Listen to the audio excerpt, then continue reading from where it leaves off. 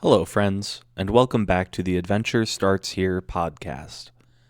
This week, we played StarVaders, a tactical grid-based pick-3 roguelike by developer Penguinauts. Please be aware this is a full spoiler discussion. We discuss gameplay mechanics and narrative beats from beginning to end. With that out of the way, enjoy the episode. So, for this week, we played a little game called StarVaders. Jordan, I believe you chose this game. What made you choose yet another pick 3 roguelite? Yeah, I just played this game when it launched for like an hour, and I didn't really get the full experience of the game, so this is a good excuse to have to play it more. And yeah, just a short little game that we could pick up and kind of different than the things that we've been playing ish. So Yeah, and I simply must say, this game is the very definition of pick 3. You got 3 mechs. I guess you have 4 pilots per mech, but that's close to 3. 3 artifacts that you choose from, sometimes 3 stages. There's a lot of 3s in here. Almost too many threes, one might say. That's a tried and true rule. The rule of 3. That's true. Can't go tried wrong. and Or true. does it? Wow, nice, great. God, I hate you. Got him. Well, I think we all just kind of want to jump right into it. The question I wanted to start with is one that Thomas wrote down, which is kind of a core gameplay feature of this game. How well does the fusion of grid-based tactical movement and deck building actually work compared to games that just focus on one or the other? Others being games like Through the Breach. What else would you lump in that category, Thomas? Like, does XCOM count? No, not really. Maybe like what is that game, Mario and Rabbids or whatever, is like somewhat adjacent to this game. A new one is Eugenics, but that might be a little too hot off the presses. Yeah, I've not played that yet, but yeah, just like I think Into the Breach is probably like the most like classic example. Yeah. I said Through the Breach, didn't I? I think so. I don't even Magic. know. I thought you said Into the Breach. A little magic pilled. Nothing wrong with that. Yeah, at least for me, hold on, this is going to bother me if I don't look it up. I think I have it in my Steam library. Into the Breach, yeah. I tried to play that game twice, once when it came out and once more recently, maybe after we started this podcast. And despite like always being pushed towards that game because it's kind of like a puzzly style game, I suppose, I was never able to get into it. Truly, it just never clicked for me. But I will say that this game, I felt like the roguelike deck building aspect did add quite a lot for me, rather than just like levels that you have to solve, and if you can't figure out like the ideal move set, it just doesn't feel great. This game, I felt like it was a little more fun than that, but I don't know. I feel like these tactical, like grid-based style games just never really do a lot for me, and I'm sure I'll get into that. But yeah, where are you guys at? I don't think this game feels like how those other games feel. Like, I have trouble playing games that are like true like tactical RPG style, like super nerd shit. Just for whatever reason, it doesn't click with my brain. But this game felt a little more like arcadey and kind of like fun and not as like tactical as those games are. So I think it was different enough to not really just fall into the hole.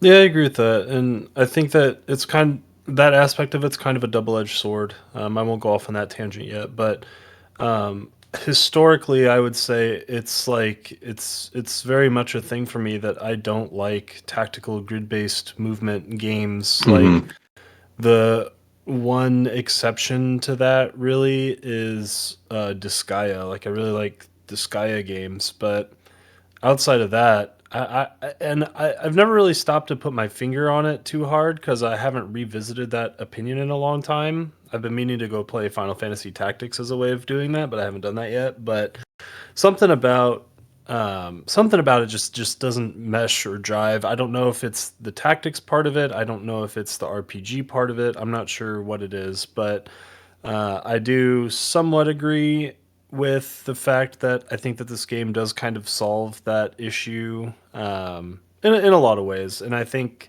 some characters having a lot of like mobility kind of helps that out. I think in some way, shape, or form. I don't know. It's complicated for me because I felt like I've had such a fucking stigma against these types of games for so long, but I didn't like end up hating that aspect of this game. Yeah, I feel that way too, and I just want to touch back on the whole arcade DNA that kind of infuses this game. I think helped give me like that like positive feeling towards it. Because I think of just basic things like how it's kind of restricted, like a vertical, like a vertical shmup, where it's like a longer vertically, and the enemies come down for one direction. So it gives it just right off the bat, it makes it feel more puzzly to the point where like I didn't even really think about it being like an XCOM like at all until you guys brought it up. Like I never even thought about it. You know what I mean? Yeah, I don't think I think it's different enough for sure. I think it's like in the same realm, and I think maybe if you would like one, you would like the other. But I'm with Tom in that like just there's something about like a brain block for the tactical RPG games. The only two that I like are Fire Emblem and Final Fantasy Tactics, but I think it's because I played them as a kid. Yeah, they get Uh, grandfathered in.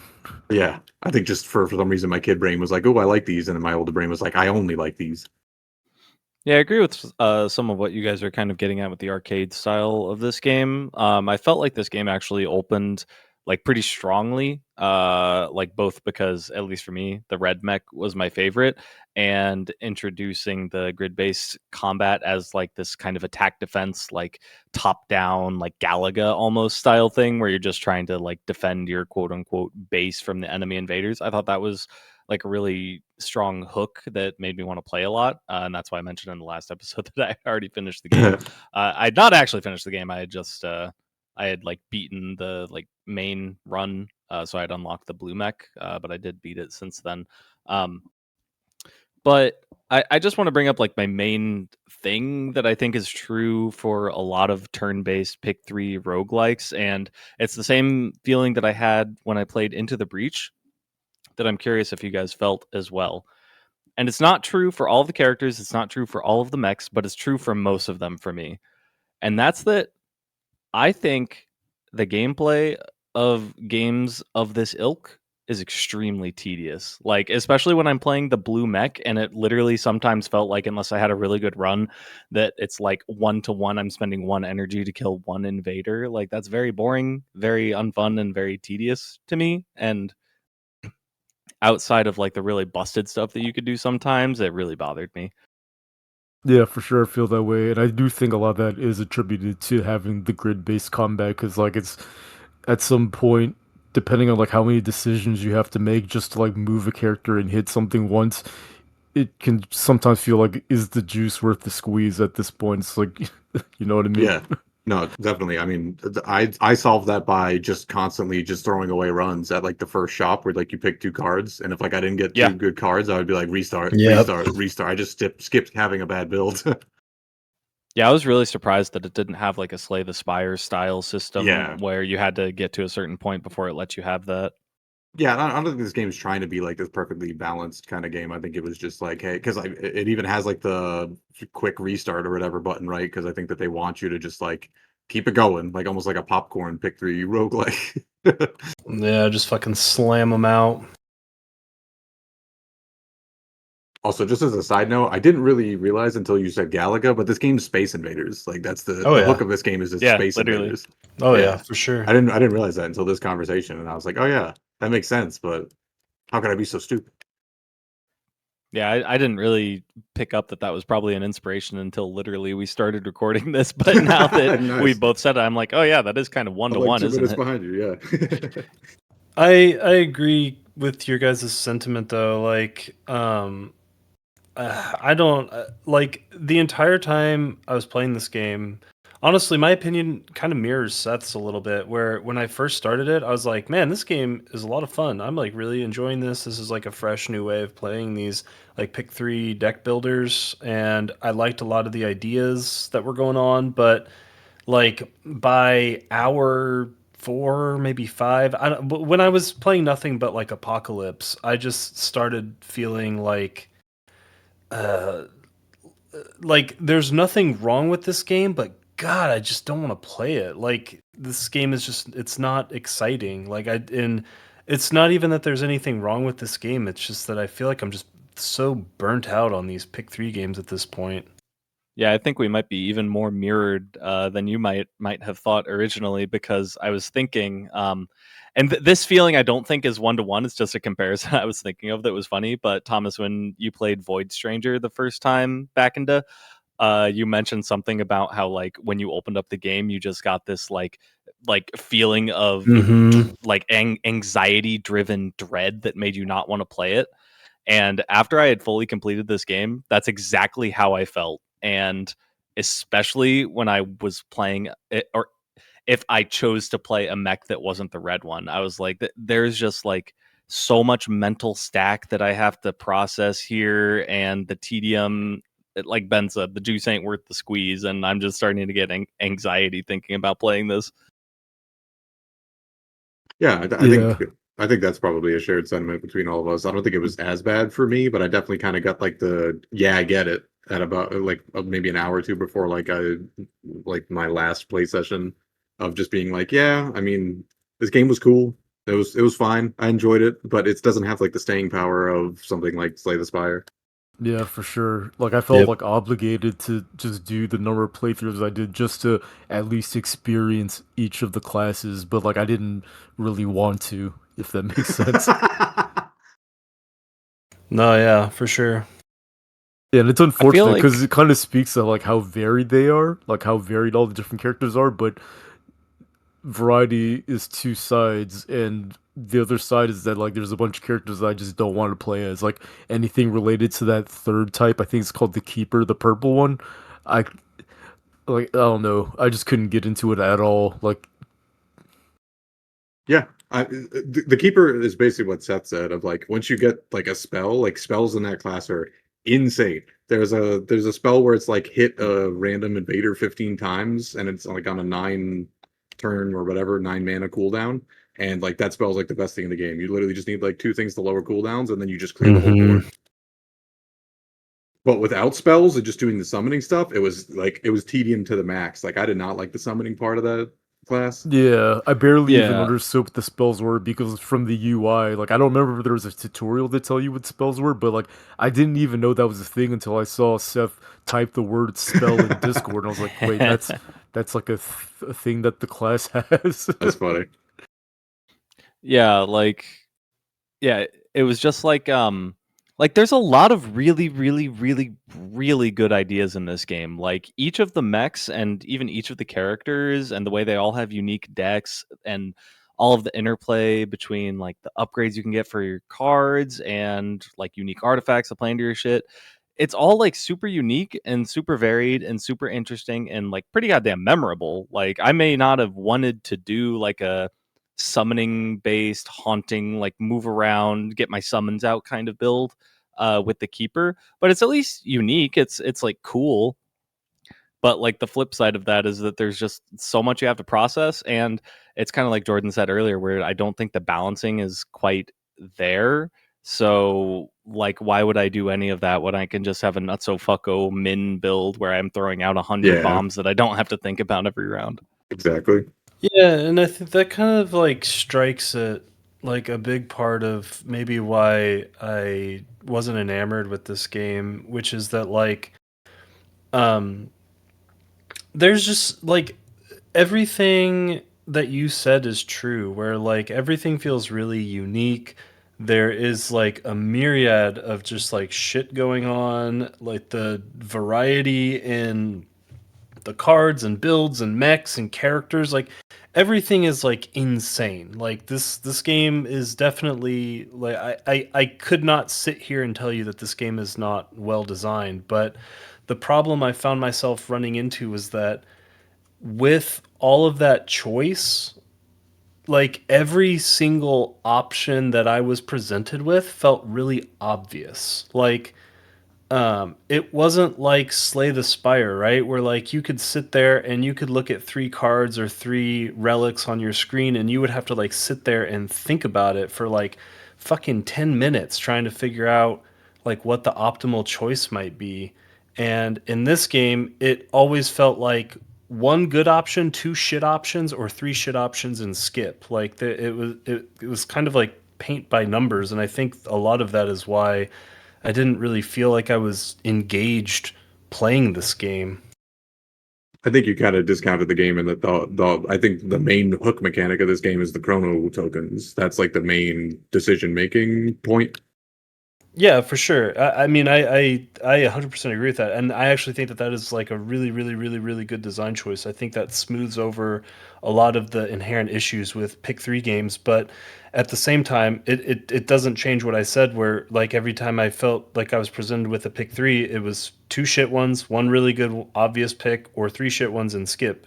And if I wanted to try and mine a good pick out of three shit picks, then yeah, I would click the chrono whatever button. But like even then, it was still like kind of a pretty binary choice. I also have to ask you guys, because I'm guessing most of us used Chrono Token similarly. I'm guessing here, in terms of like manipulating card and artifact choices and stuff.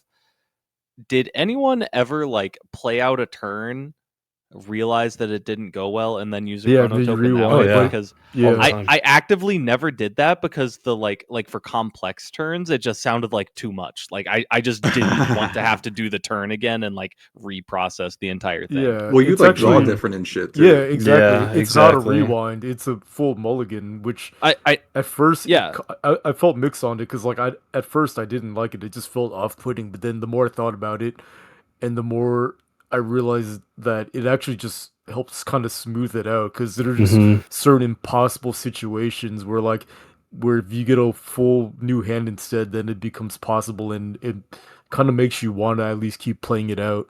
Yeah, I actually think yeah. I think it's the best like design inclusion in the game for a couple of reasons. Number one, like I said, it smooths over some of that like pick three like feels bad where like every so often, even if you have a god run going, like you'll just draw a opening hand that can't do shit and you'll die, and it fixes that. But also because of the way that like quote unquote damage works in this game, not counting Doom, but like how it'll just fill your deck with junk. It also adds an interesting twist on that, where it's like, well, I sort of was cornered into a position where I had to basically take a shit ton of hits, or maybe my deck is even built around that. But and this opening hand I drew is dog shit, and I can't win. But now I can fucking rewind and try and mulligan another hand. So I think that that is probably by far when I clicked the chrono button the most. I would say was actually in game turns. Yeah, and don't get me wrong, I'm in full agreement that I think the chrono tokens are like probably the best part about this game. Like they're I don't really know any other pick three roguelikes that have a system quite like it that is as like flexible as they are. Like it's very nice. And even the situation you were describing where like you have the god run and you just happen to draw like all five junk that are in your 20 card draw pile, so it's like okay, reset. Like that's all fine. I like that. What I don't like is that you can do it at the end of your turn after you had like a 5 minute turn because you're popping off and you feel like you can get a better result. Because it's just like the game is already pretty complex with what you have to do. And being able to do it at the end of your turn just adds more time to runs and like even more additional complexity. And I'm not even necessarily saying that complexity is bad. It's just that it's adding to that mental stack that makes me not want to play the game. I don't know. I how do I say this?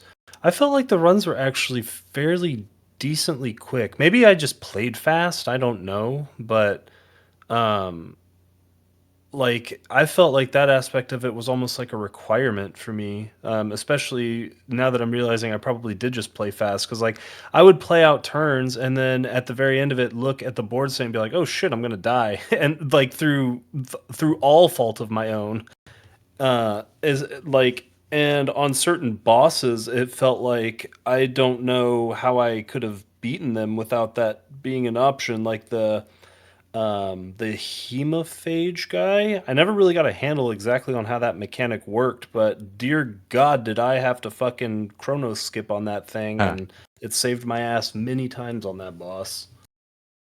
So yeah, I guess I don't know. That's a long-winded way of saying I still really liked the ability to go through the paces of my turn, and if things still didn't go the way that I needed them to, just like re-roll it again. Yeah, I don't think it's a bad thing to give more options, especially when the chrono tokens could be used for other things, right? So if you don't want to use it at the end of your turn, then you could just choose to use it in a shop or for artifacts or whatever, and not keep any for the boss fight. So I think you have options. Yeah, the only thing that I didn't like about it at first, but it eventually just grew on me with just how good it was that normally when I see that kind of option, like in Monster Train 2, they have that rewind option, but it's literally a rewind where you rewind it to the state where the turn began with the same cards. And when it didn't do that, it just felt weird and wrong. Yeah, So that's why like it's so like the like way people cheat in Slay the Spire, right? Where like you could yeah, just where Alt you F4 at the beginning of a fight or whatever, or like in the middle of a fight, and it would put you back at the beginning. You know what I mean? yeah, and that's what I expected to do except for that turn. But like I'm glad they went with what they did, but I don't know.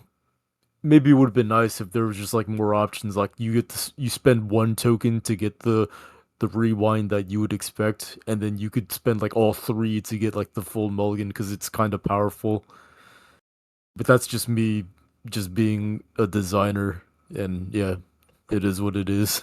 No, yeah, and I actually agree with that because I actually do feel like the rewinds like mechanic of this game was a little bit too powerful. Like that's why I played this game fast because like I was saying earlier, I felt like the choices in this game kind of like picked themselves, especially the more you played and you started getting like the pack options and all that shit.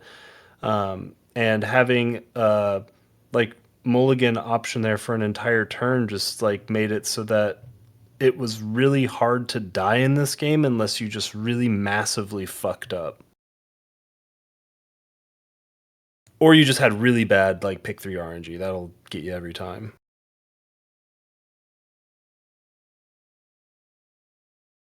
Yeah, I definitely don't want to sound like I'm like super negative on the chrono tokens or anything like that. It was just like a maybe like oddly specific just feeling that I got that you guys are kind of talking me down from, I suppose.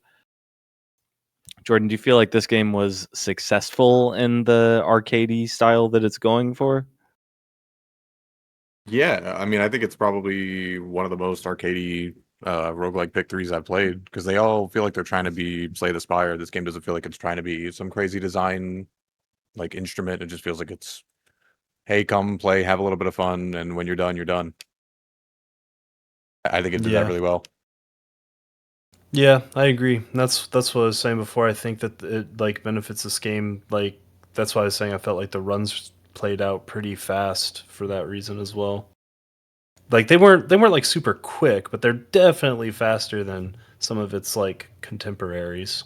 Yeah. I think a failure of it being like an arcadey game is like the flavor of runs didn't feel fun. They're like there weren't events, there weren't fun things that happened, there weren't like the characters talking. Like I feel like the game really was missing a lot of like character that I want in like an arcadey style game of like funny shit happening or just I don't know, more things like that because it was really just like fight, pick, fight, pick, fight, pick, shop, boss over and over again. So I wish Yeah. that there was Yeah. just more like flavor variety. Like there's an event where like your foot falls off, or I don't know, some stupid shit like that, just so it could be like a little bit of fun in What between the hell? the fight Diabetic pilot? pick. Yeah, Yeah, I agree. it's like kind of a mixed bag there because I do agree that the like kind of overworld situation it has doesn't offer a lot of variety in what exactly you're picking. It almost reminded me of Astrea in that way, and we already kind of talked about that at length when we played that game. In the sense where like Slay the Spire is just so perfect at what it was doing and offering like unique maps that you progress through, and it's all like heavy choice making with consequences. But this game ended up being significantly more linear.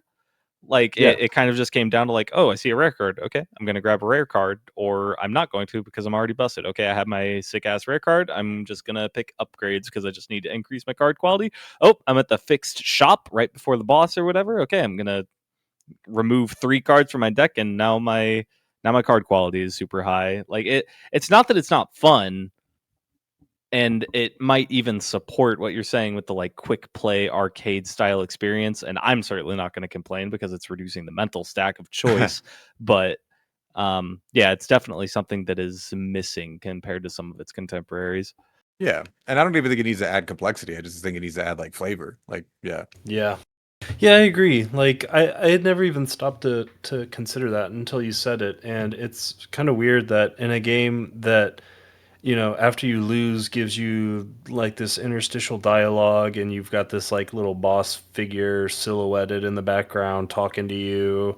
Like there's some like sense of a narrative and mystery being built up, but yeah, like inside of the runs there's nothing, and having events I think would have gone a long way in like facilitating what Yeah.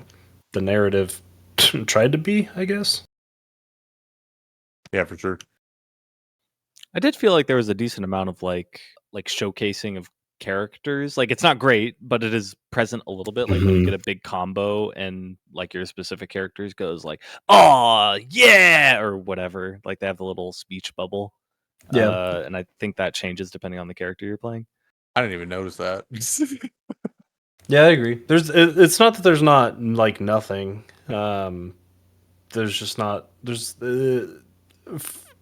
I guess like the ratio of like inside the run, like narrative, world building, whatever, um, compared to like when you fail a run or like at the end of a run is like kind of off balance, and they should have fixed that a little bit. I feel like we talk about that a lot, where like games need to focus more on like building up their narrative and their world building like inside of the actual runs rather than like everything in the perimeter of a run. Yeah. And this game is just kind of on that pile. Yeah, I mean like Hades 2 was a peak Mhm. example of that, right? Yep. Yeah, I mean, we could bring it up now, but I think that the way that this game conveyed like all the characters and everything is like as bad as you could do it. Like I can't think of a way to do it worse. Where like you finish a run and Bro. it puts you in a black screen with nothing Uh, going on, and Yeah. it shows you text that I could have written. Like it was crazy. I have a quick problem, and that's just that going from look outside to this game is tough in that sense. Yeah, so one thing I will say is that, like, just full disclosure, I skipped every single dialogue in this game. I didn't even give it a chance. I think somewhere in all the dialogues that I skipped, I saw something about, like, timeline divergence. It didn't even make me curious enough to Google what the fuck was going on in this game. And one thing I will say is that, like, if I had actually sat down and read the dialogue, I think my rating might be -1, maybe Exactly. like -1.5. I agree. Did you feel similarly about the like end of run dialogues with the weird like astral being thing? I can't remember what it's called. That's the shit that I skipped, and I'm pretty sure if I read it, I would think more negatively of this game. Yeah. Okay, I thought you were talking about the black screen dialogues because yeah, those are definitely terrible. or it's let me put it this way. Jordan has mentioned a couple times in previous games we've played where he like I can't remember the game, but he like turned off the music. It was synthetic.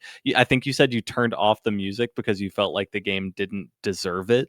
Oh yeah. Or didn't earn it rather, and that is exactly how I felt with the narrative presentation of Yeah. the characters at end of runs. Is like if you're just going to give me a black screen like I'm in a dream sequence, then I don't feel indebted to have to Oh, care for about sure. this. I think that that's like a perfectly fine thing to do as a player, right? Because if you think a designer doesn't respect your time as a designer, then you don't respect their time as a player, right? So you opt out of those choices that they make. Yeah, I mean, I'm like Mr. Narrative, obviously, and I'm in the same boat as Ben, where like I think I read the first like maybe 3 or 4 text boxes, and that was enough to be like, nah, I'm Yeah. good. I just think it was like a disrespect because like they don't give you anything, right? There's like nothing cool going on when that happens, even. Yeah, I mean, like there were parts that I liked when the game decided to present something a little better. Like you unlock the I can't remember his name, the last blue mech character that's Min's husband, Is that and like there's like a couple of is that like the fucked up data looking guy? Like the yeah corrupted yeah guy? Yeah. Keep going. yeah, like there's actually like a couple of panels with art that like shows them like talking and stuff, but there's also the ones where it's just their like little chibi heads talking to each other, and it's like, man, I want I want to listen, I want to read this, but it just doesn't feel like it's of high enough quality to really Yep. warrant it. Yeah, I mean, I agree. It's just it's the respect thing, right? Like if you're disrespecting my time making me watch some shit that I don't give a fuck about, then fuck you. At least like it's skippable, right? It's not like some insanely arduous like MiHoYo cutscene or some shit. That's true. Yeah, I will. I mean, I won't be putting this in the in the Fate Stay Night category. That's for sure. Well, how did you guys feel about the other art assets? We can start with the visuals. I felt like I was gonna love this game when I first pulled it open, just because I think like all of the menus are like pretty goddamn pretty, and like the character designs and the mechs are all like super pretty, and the way they're presented is quite nice. Yeah, Yeah. 100% agreed. That's the problem that I have with this game, is that there is nothing wrong with this game. This game doesn't do anything badly. It's just like as I like peered under the hood, it just felt like there was nothing there. And that is like same thing with like the art, the music, the UI. The UI does have some issues. I felt like they were dog shit at conveying some of the keywords, and sometimes I couldn't even figure out how to access what a keyword did every so often. But um, like overall, though, like I thought it was all pretty good. Yeah, definitely passes the presentation test because Yeah. I'd actually already bought the game before Jordan recommended it for Tash because I just thought it looked cool and I just bought it of my own volition. Yeah. I think the best parts of this game are the visuals and the music for sure. Yeah, like the production values, it's Yeah. pretty good for an indie. Yeah, and Yep. even like the UI, like I think it is missing like a couple keywords and stuff, and it's kind of weird that they kind of just don't explain everything. But just like as UI presentation, like I thought it was awesome. Yeah, for sure. It strikes a really nice balance for me personally, where I kind of dislike the overly stylized UIs of things like Yeah. Persona 6. Is that the newest one? 5. 5. Yeah, the one with Joker. Like those ones are just a little bit too much for me, but this game was like a nice middle ground in terms Yeah. of presentation. But I also 100% agree with what Thomas was saying. I think having to open up a full screen menu just to see what one keyword means is very frustrating. Like sometimes I just outright didn't play a character because like trying to go through 3 different menus to actually understand what the character does or what I need to do was just frustrating. Yeah, I can give a perfect example of that, which is that, and I'm gonna blame myself to some extent for this because I'm sure it says somewhere, but the second mech melee pilot, Shun, maybe I think his name is, uh, that guy has like a shocked mechanic or something, and like nowhere in the game could I figure out what shocked did. Like I saw that there were cards that interacted with shocked, and I would occasionally see a shocked enemy show up on the grid, but I had no idea how that happened. I had no idea if it had any other effect. It was just like a thing that happened every so often, and I could not, for love or money, figure out where the fuck to find what the definition of shocked actually was. That's interesting. I think it tells you like during the short tutorial for the mech, but it's interesting that it doesn't show up anywhere else. And that's what I'm saying. I blame myself because I didn't look super hard, but it also felt like something that should have been pretty like front and center and not had been as like difficult to find as it was. Yeah, definitely agree. Definitely could have done that part better. It kind of got in the way of itself when it's trying to chew off the level of complexity that it has, in my opinion. But soundtrack, definitely great. There's not a lot. I think there's only maybe like 12 tracks, 11 tracks, maybe. But the ones that are present, like the ones that are in regular combat and boss combat, are all super fucking earworms. Like some of the biggest earworms of any game I played recently. Yeah, I like that they take a lot of like inspiration from a lot of different sources. Like there's shit in there that is obviously like super Toho inspired. There's some stuff that was reminding me of like a couple N64 games, like Bomberman Hero and like Kirby and the Crystal Shards kind of vibes. So yeah, the soundtrack was definitely really cool. Yeah. I even got some like Kingdom Hearts vibes from some of them, which say what you want about Kingdom Hearts, but very good soundtrack. Oh yeah, that's Yoko Shinomura right there. Yeah, I thought the soundtrack was fantastic. Soundtrack and visuals, best part of the game for me. Yeah, I agree as well. Yeah, I think not to spoil my rating too far in advance, but I think the soundtrack is probably the main reason I'll be giving a positive score.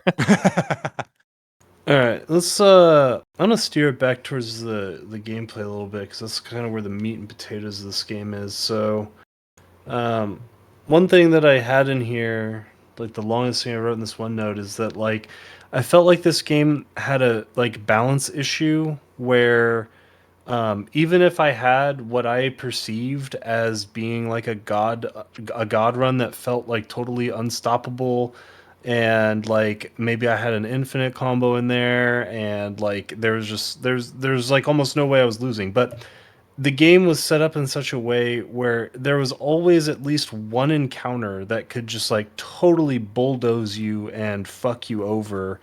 And something about that like really drove me nuts to like have these runs that I knew would go the distance, but oops, I like fucking rolled the stupid um uh, anything in Act 2 that adds doom from monsters on the board sometimes would just like totally obliterate me.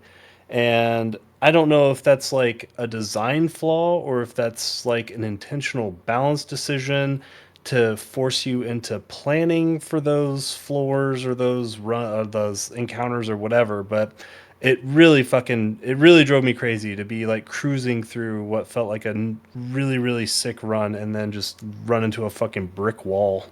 I think that would just be like the failure on the player to either plan for that or you fucked up in picking that encounter, unless you mean the boss encounters, which I don't think you can. Can you reroll boss encounters? I actually don't know that.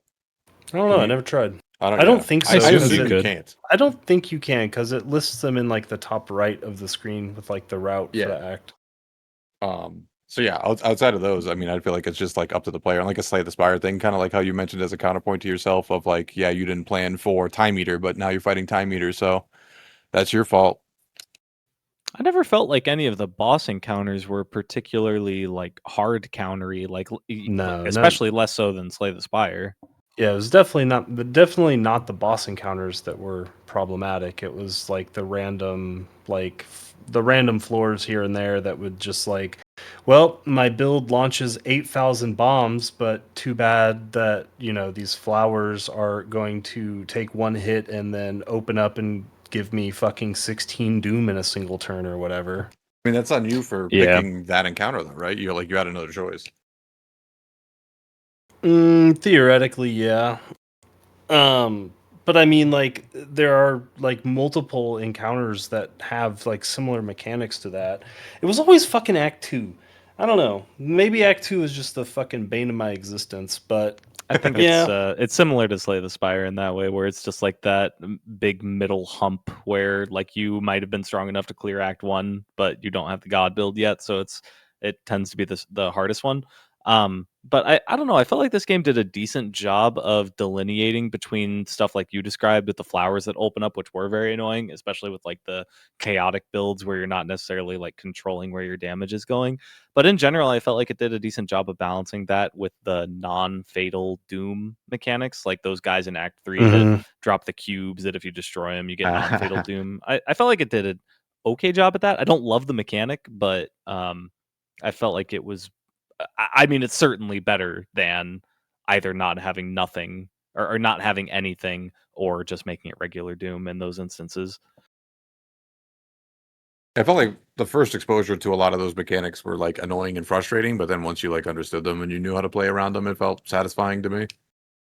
Yeah, it felt like, to me at least, it felt like it incentivized me more away from some of those like chaotic, like fucking nuke the entire board every turn kind of builds, which sucks because those were like by far and away the most fun, but like uh you kind of have to play with like a certain degree of finesse, I guess, like once you're up there playing like apocalypse runs and shit, or else you will just die.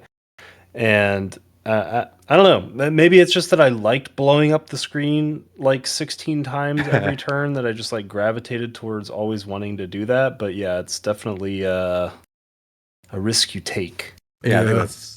Oh, go ahead, Ben. Yeah, like your average run in this game is going to be a lot more scrappy than something like Slay the Spire, which is Yeah.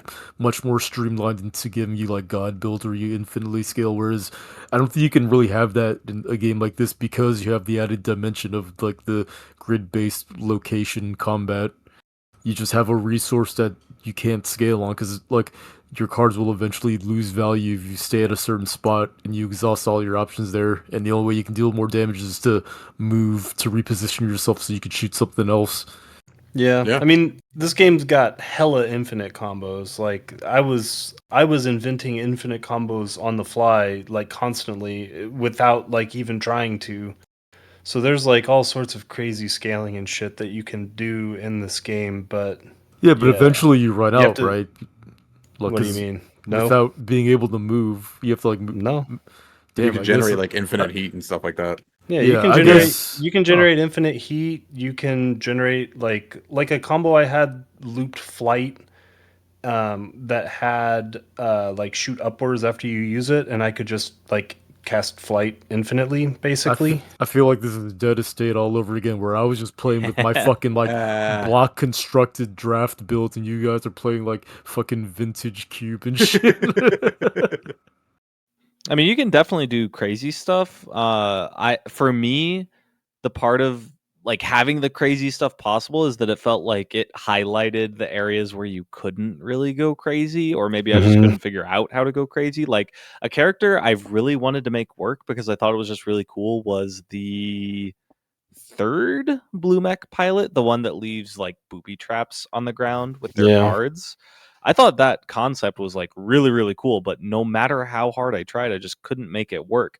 And like when I'm facing a proposition, especially like doing it for this podcast where I have to finish the game by Monday, like I'm just gonna go with the tried and true red mech. I'm gonna play Min or I'm gonna play Roxy, and I know it's gonna work because I think that those are just more on their face, like Sure.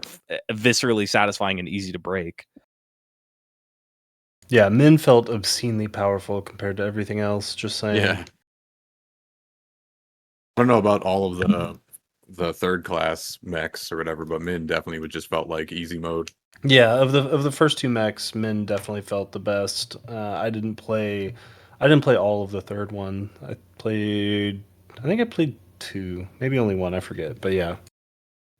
Yeah, it's just like the presence of so many ways to bust open the starter mech just made what felt like a Darth of those from the later mechs kind of disappointing to me.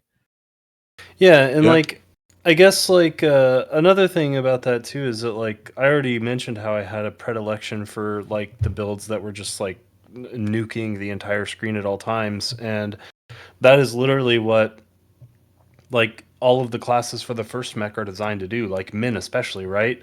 And so it's kind of weird going from classes designed to do that to the second mech, which is all like booby traps and guys attacking in melee range, and it feels almost like a step down in the like quote unquote cool factor in some ways. Like it felt backwards.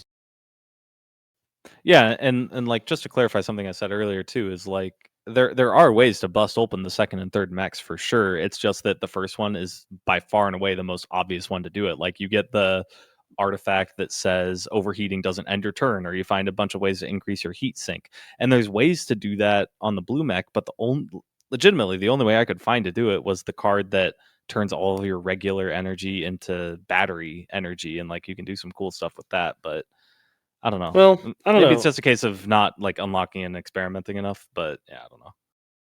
Yeah, and I guess like one thing too is that the second mech did not feel nearly as limited on energy as the first one did because of battery. Like I felt like I was having no problem stringing together like 4, 5, 6 cards a turn on the second mech, whereas the first one usually you had about 4 cards and that was about it, assuming you wanted to go into burnout or whatever it was called.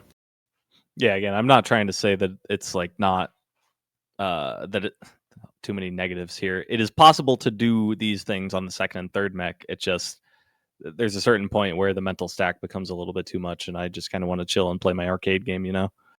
Do you have any other gameplay stuff you wanted to hit, Thomas?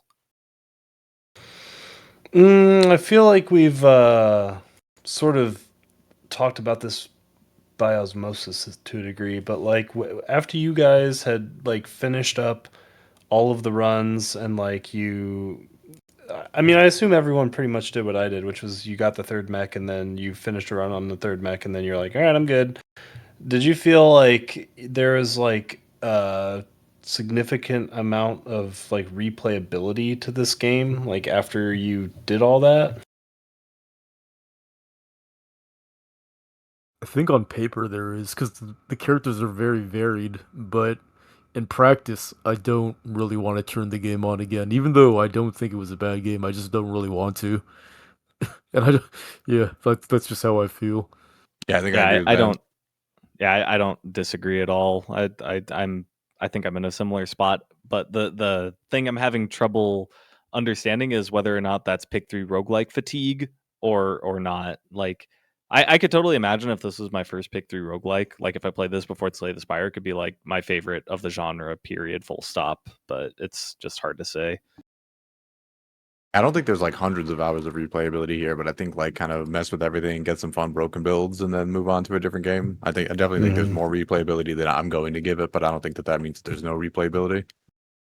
Yeah, and I agree with you, Seth, that like the theme of me talking about this game tonight is trying to figure out what it is about this game that made me not love it, and like how I can attribute that to like this pick 3 burnout fatigue, because that's really what it feels like it is. Because yeah, like I keep saying, there's just like nothing really wrong with this game, but God, did I feel lukewarm on it. I'm kind of curious, Jordan and Ben, just to get like a status check. Do you guys feel similarly about this game being a pick 3 roguelike? Like, do you feel that exhaustion too? Not for me personally. I think I would try all of them. I just would probably have the same experience with 99% of them, which is play it for 5 hours, be like, yeah, I get it, and then move on. Yeah, that's how I feel about it too, where it's kind of like, it's not bad, but it's kind of become its own version of slop, kind of.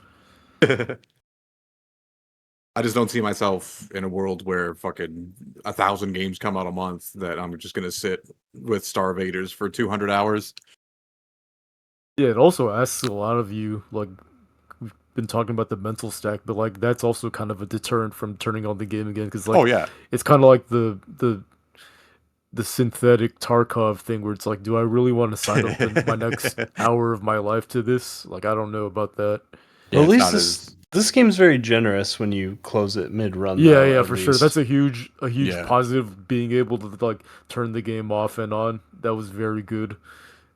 For sure. It doesn't have the Yeah. ingestibility of like the Vampire Survivors genre that that's kind of like sucking up all people's time though.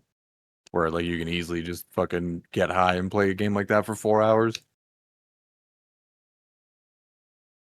Yeah, I do like, maybe it's just like the DSP in me speaking, but like I feel like games like this, and synthetic to a much more extreme extent, ask way more of you Yeah. than like a game with that kind of staying power would require of me. Because like I think of something like Slay the Spire and how easy it is to pop off in that game, and I feel like there isn't that much difference between Slay the Spire and this game, other than the fact that I don't have to think about the grid-based positioning. So it's just one variable less that I think about when I have to like just min-max. You know what I mean? Yeah, but Sure. I guess the obvious thing to roll over with that is that like I don't know about you, but I have like 400 hours in Slay the Spire, if not more, across like Steam, my phone, and the Switch. Um, and whereas I had my Steam playtime is not accurate because I left it open, but I have like maybe 12 hours in this game. So like, yeah, like maybe the mental stack of this game is more taxing than Slay the Spire, but also like it's your pattern recognition with Slay the Spire is also much more finely honed than in this game. Because like, Yeah. um, I I'm because I deviate from you guys a little bit in terms of what you think about the mental stack, because I didn't really find the mental stack of this game like altogether like mega taxing. Like there were definitely times where I had to like pause and like think about what I was gonna do, but like I just felt like moment to moment turns, like there wasn't a shit ton of like crazy variability or like even like build variety. But yeah, I don't know, maybe that's just me. I was on the quicker No, side of playing the game, and like it didn't feel terrible to lose a run, like in Slay the Spire. Like if you lose a run at the end of yeah, that, you're like 35 minutes in. This game, maybe I was 10 minutes in because you could just go really fast, and there's not that many Yeah. decisions to actually yeah, make. no, and I agree with you guys because I was pretty speedy when I played through. It's just that like because like that there's that extra factor that like it just feels like you have to put in like the amount of work that I have to put in to pop off and slay the spire. It feels like I get so much more out of it, like dopamine wise. Like I Yeah, get when I pop off and slay the spire, it just feels really good. Whereas in this game, I put in all the effort just to beat the stage, like at a Yeah. baseline Yeah, I level. think I think like a core difference, because I agree with Ben here. I think a core difference, and you guys feel free to chime in here, but I feel like with Slay the Spire, discounting like higher level ascension stuff that I don't know too much about, but you can have like a very core idea of what you're doing and Slay the Spire and like not deviate a whole lot from it. Like if I pick up an early Caltrops as like silent or defect, I could literally just beat the game playing nothing but block if I build my deck right. Right. Like eventually the opposing monsters will just kill themselves on my Caltrops.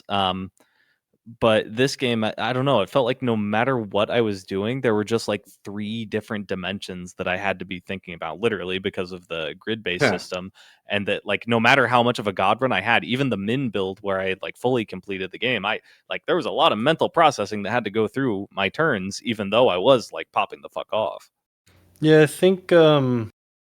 I think maybe I'm like trying to figure out a way to separate terms here where like I think maybe mental stack doesn't quite capture like the way that I play games like Slay the Spire or even like Magic the Gathering, where I guess like in terms of mental stack, I guess like a more stricter definition of it would be like the amount of like systems interplaying that you have to keep track of at any given time. Whereas I think I might be conflating it with like the degree of mental effort that I need to exert on a decision. Because like, here's why I say that, because um, I never really felt like the mental exertion aspect of this game was like very high, but there are a lot of systems to keep track of.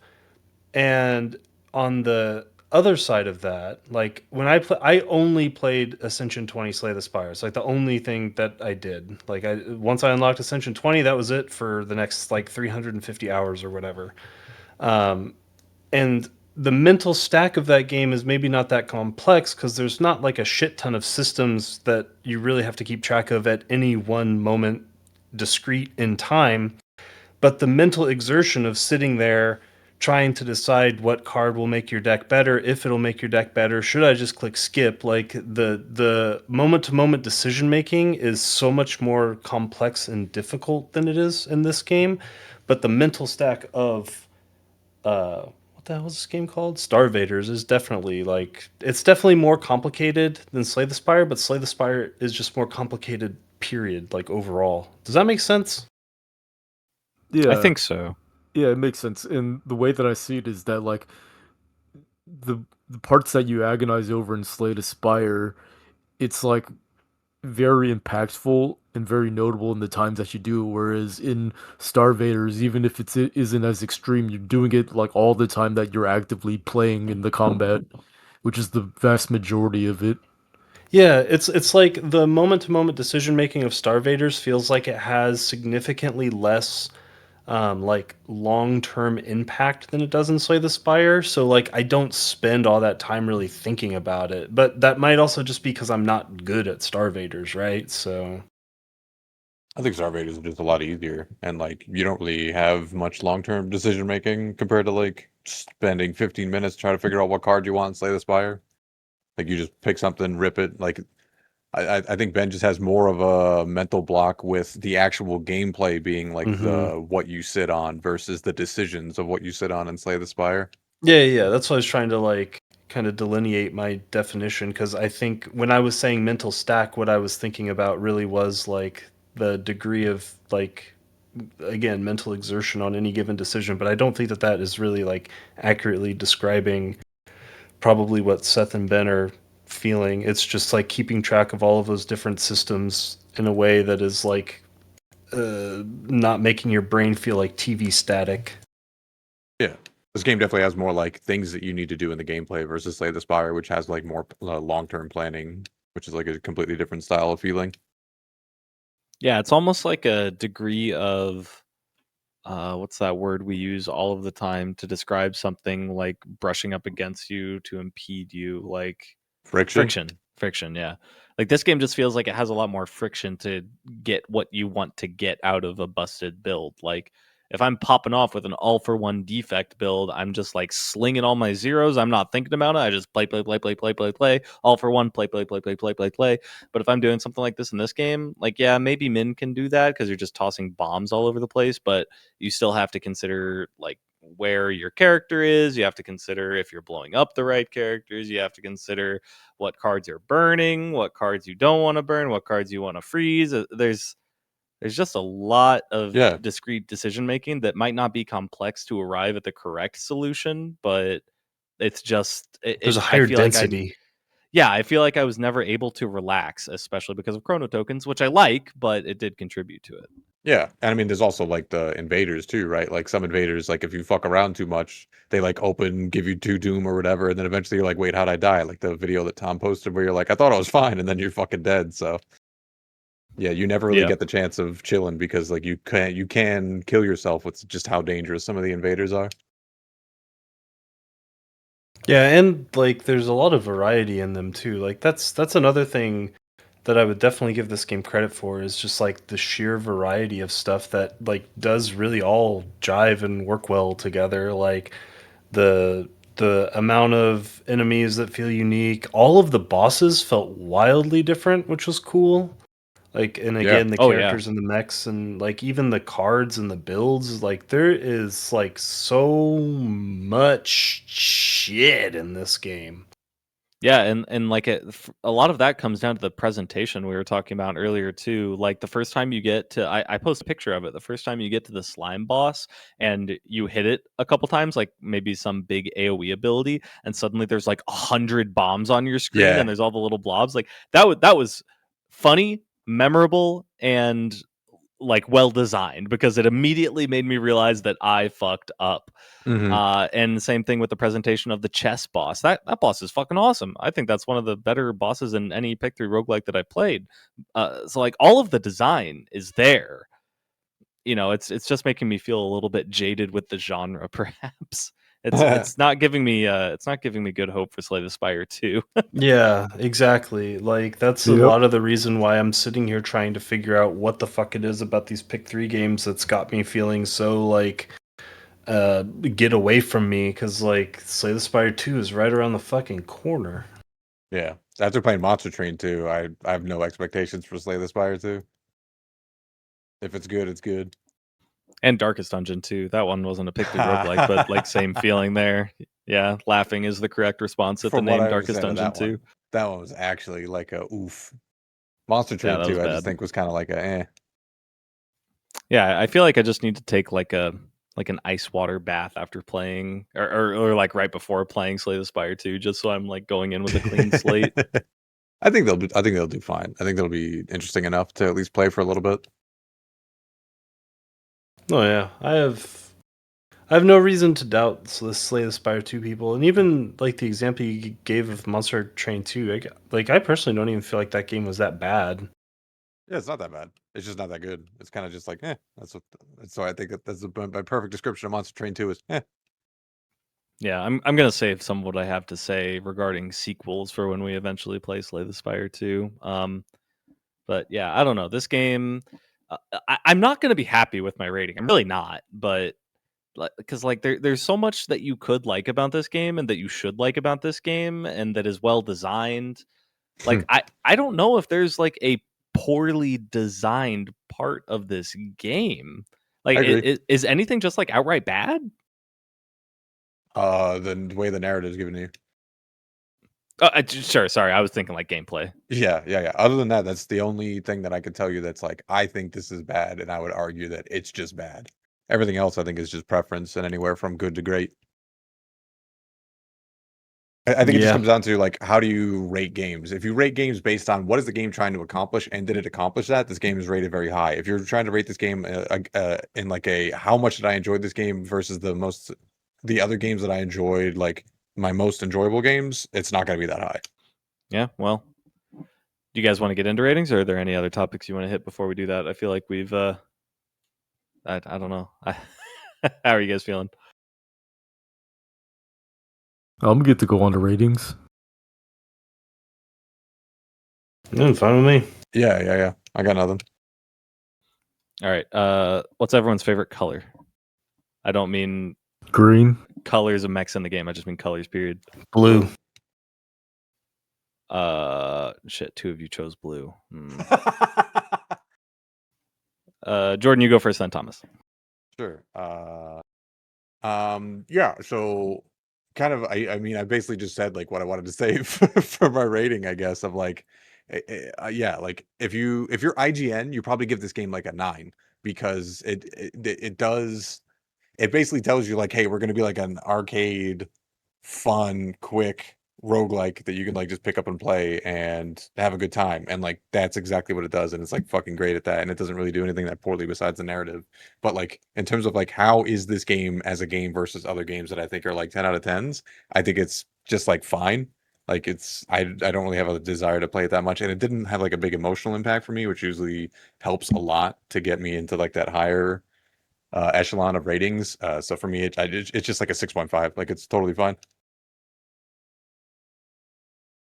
I think I would see Jordan pilled. I forgot to Did I load guess this rating. right? I forgot to load it up.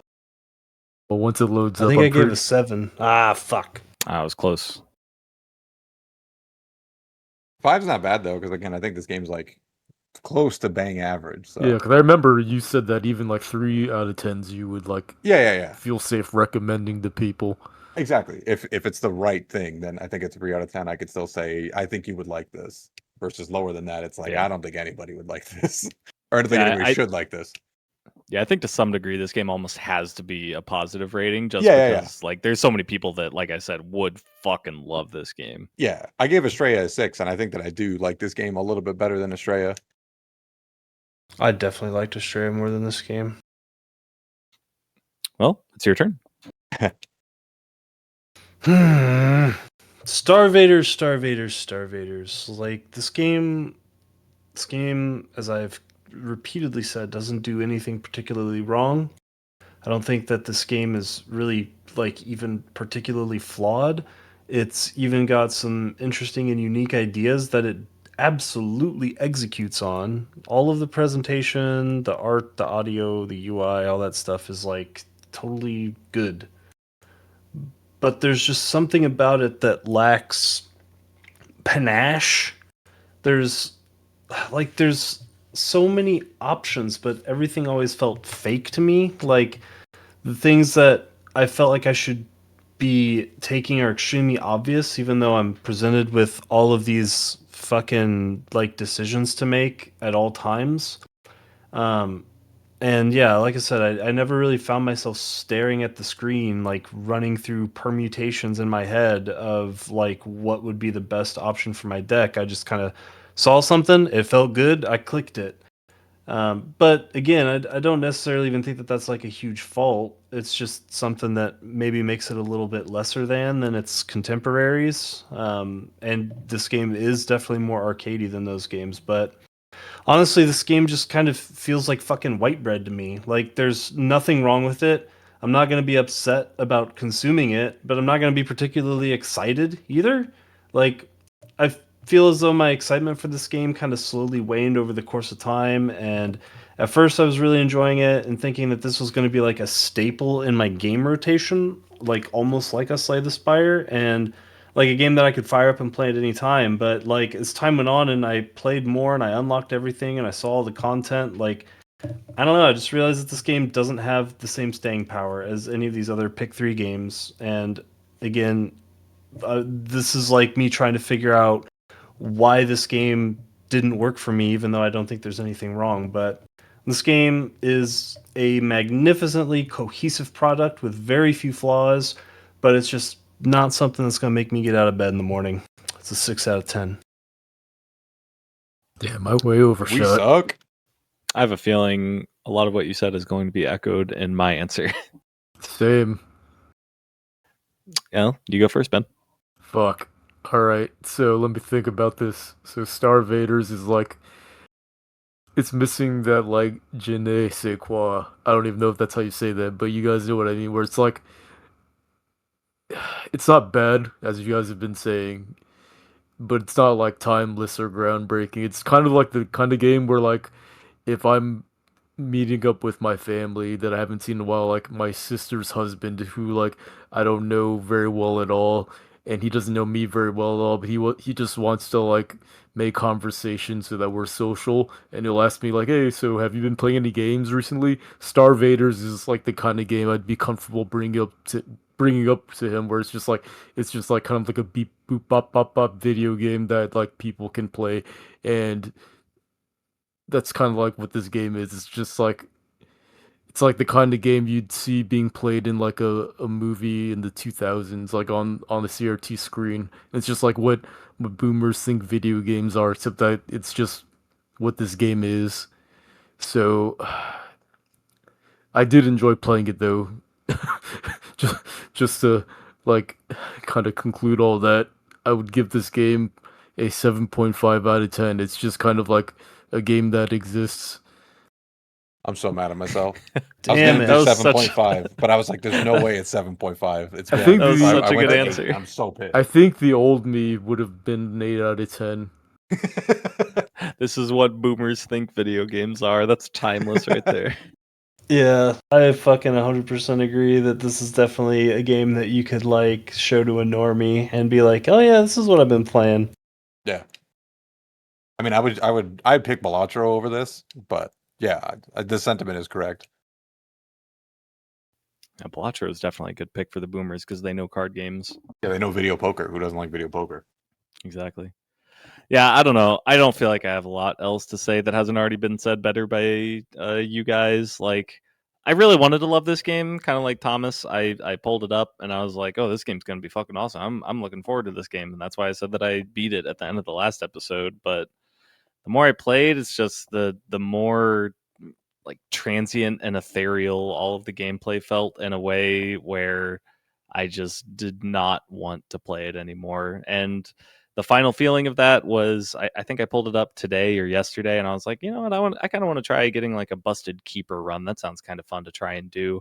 I pulled it up, I picked my pilot, I got in a game, I picked my 2 cards, got in the first combat, I looked at my hand, and I immediately alt F4'd because I just did not want to do it. I just couldn't do it anymore. And I am supremely displeased with the score I'm going to give this game.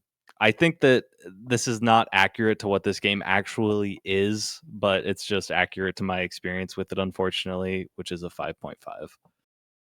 Jesus. Damn. Damn it.